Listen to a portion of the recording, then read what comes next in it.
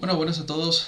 Hoy vamos a tratar una de las alegorías más famosas que encontramos en la Biblia y es la alegoría de la muerte de Goliat por parte de David, ¿no? Bueno, pues vamos directamente al grano, como siempre. Y bueno, pues básicamente había una contienda en el pueblo de Israel contra los filisteos y pues una más, porque bueno, ya sabemos que en esa época pues los filisteos sometían bastante al pueblo de Israel.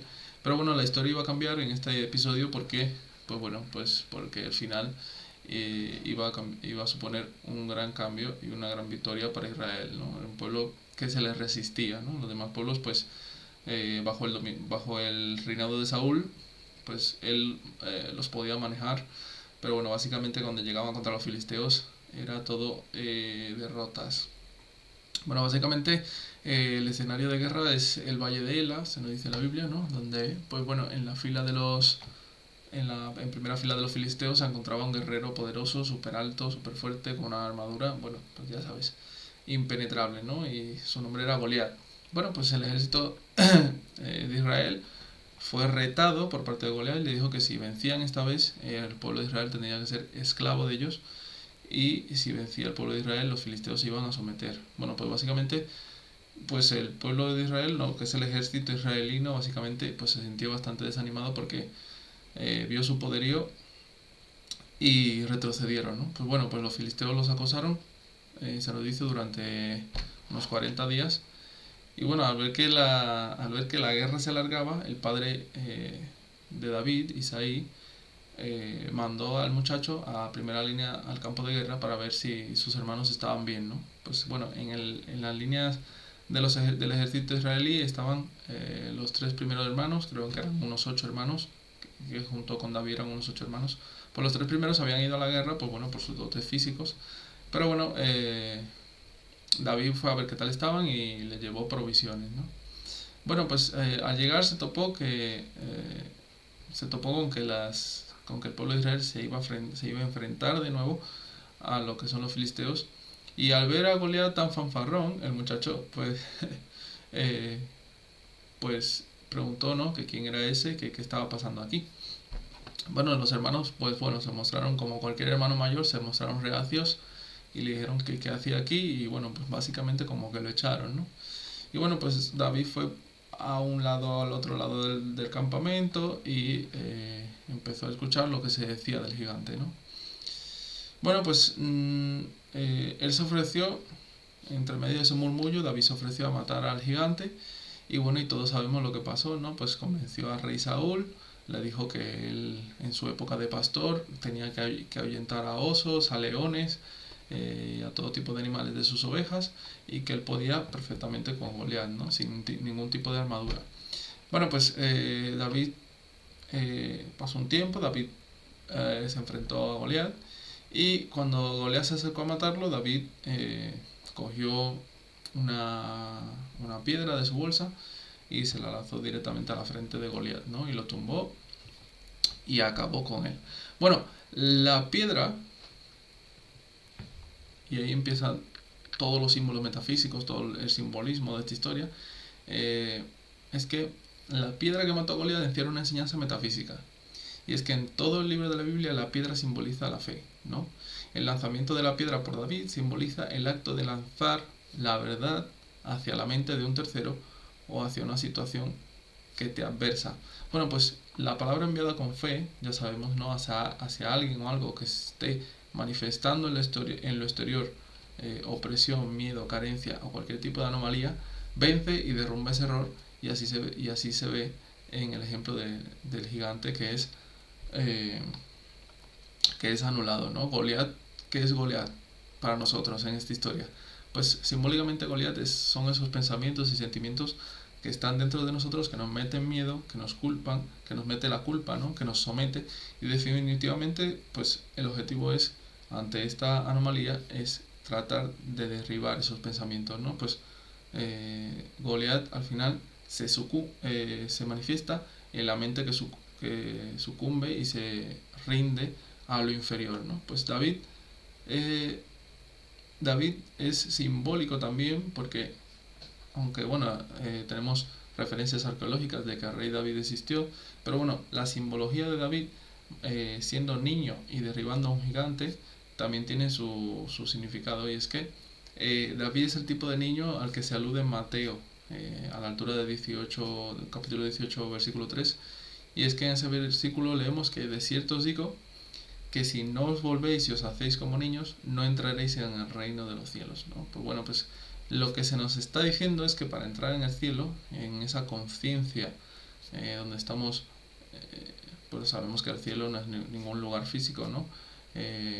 Pero bueno, es un tipo de conciencia donde uno tiene muy claro la verdad, donde uno está unido en todas las corrientes con Dios, ¿no? Pues bueno, pues debemos devolvernos, para acceder a ese tipo de conciencia tenemos que volvernos como un niño, sin el dogma y los prejuicios que recogemos sobre las realidades de la vida que suelen tener los adultos, ¿no? Pues bueno, tenemos que dejar a un lado todos los condicionamientos y prejuicios de nuestros padres, de nuestros compañeros, de nuestros entornos, para volvernos más abiertos como lo puede ser un niño, ¿no? Bueno, pues la guerra tuvo lugar en un valle, ¿no? También tiene otro significado simbólico, y es que el valle es lo opuesto a la elevación, ¿no? Significa que hasta que no nos posicionemos desde un punto de vista elevado, ¿no? Respecto a nuestras circunstancias, nuestras batallas mentales estarán siempre gestionadas desde un nivel de conciencia muy bajo. Y esto, como ya sabemos, está destinado al fracaso, ¿no? Pues bueno, cuando David se dispuso a llevar las provisiones a sus hermanos, la Biblia nos da detalles importantísimos de cómo debemos enfrentar a ese Goliat, ¿no? Se dice, en primer lugar, si empezamos a retroceder antes del acontecimiento, se nos dice que se levantó pues David de mañana, y dejando las ovejas al cuidado de un guarda, se fue con su carga como Isaí le había mandado, y llegó al campamento cuando el ejército salía en el orden de la batalla y daba grito al combate. Bueno, pues los amaneceres, las mañanas, en lo que es el entorno bíblico, siempre son utilizados para referirse a que había luz, ¿no? Es obvio, ¿no? Pero bueno, el niño se eleva, el niño, esa conciencia del niño, esa conciencia donde no hay limitación alguna, donde no hay prejuicios, se eleva a la conciencia superior dentro de nosotros siempre cuando tenemos esa luz de verdad, ¿no? Cuando entendemos, ¿no? Cómo acceder a ese tipo de conciencia. Bueno, pues el niño, esa conciencia del niño, no puede elevarse en los tiempos oscuros del alma, ya que si estamos cargados de demasiada negatividad, pena, miedo, etcétera, pues bueno, pues nunca podremos acceder al tipo de conciencia que nos ayuda a perpetuar las situaciones, ¿no? Por lo tanto, mediante la meditación de que tenemos la oportunidad de dejar nuestros prejuicios al lado y liberar nuestra conciencia, vaciarla, ¿no? Por así decirlo, y dejar que la luz del Espíritu brille a través de nosotros, es cuando podemos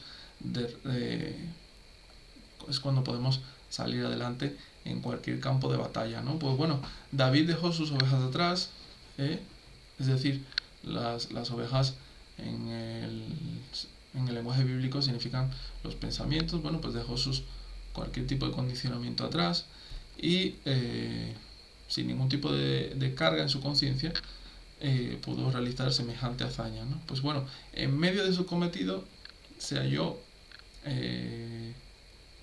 previo a su cometido, ¿no? Esa gran hazaña, se halló con varios frentes. Bueno, en su primer frente no fue Goliat, ¿no? Sino que fue Saúl, ¿no? Fue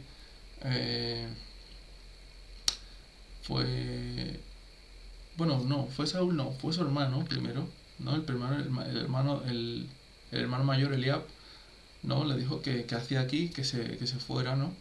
Pues bueno, el hermano mayor, pues es similar a Caín, ¿no? Que es la mente perturbada que se interpone en nuestro deseo de meditar y reflejar el poder que resulta de esta comunión con Dios, ¿no? Pues bueno, el segundo obstáculo sí que fue Saúl, ahora sí, y es que al ver al muchacho se disponía a enfrentarse a Goliat, le propició pues una espada y una armadura, ¿no? Pero David la rechazó.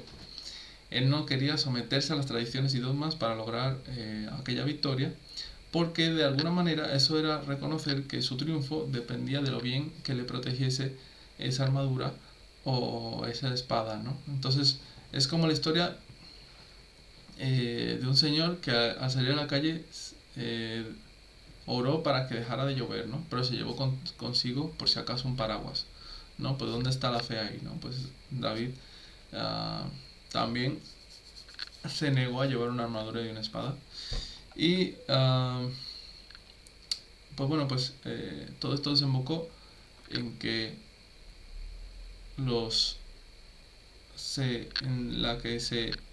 todo esto desembocó en el desligamiento de todos esos obstáculos para poder finalmente, libre de toda limitación, enfrentarse a Goliat, ¿no? Esa batalla interior no se gana por medio de la fuerza física o con un instrumento exterior, sino que esos pensamientos que nos cohíben, nos refrenan y limitan, acabarán cuando golpeemos a ese Goliat, ¿no? Que es ese despertar de la conciencia donde se anulan esos impedimentos que nos alejan de conocer nuestra verdadera naturaleza y nuestra identidad residente en el plano espiritual. Bueno, pues finalmente David, ¿no? Se lo dice en el relato bíblico, que se puso sobre el filisteo, tomó su espada y le cortó la cabeza, ¿no? Pues bueno, eso también es simbólico porque significa que el despertar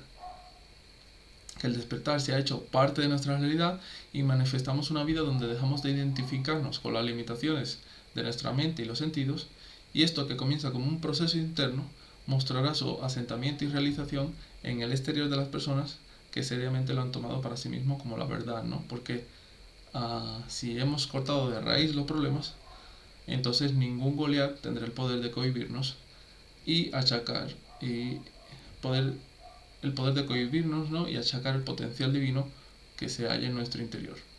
Pues este es el significado bíblico de la alegoría de David matando a Goliat, y espero que haya sido de provecho para todo el que lo haya escuchado.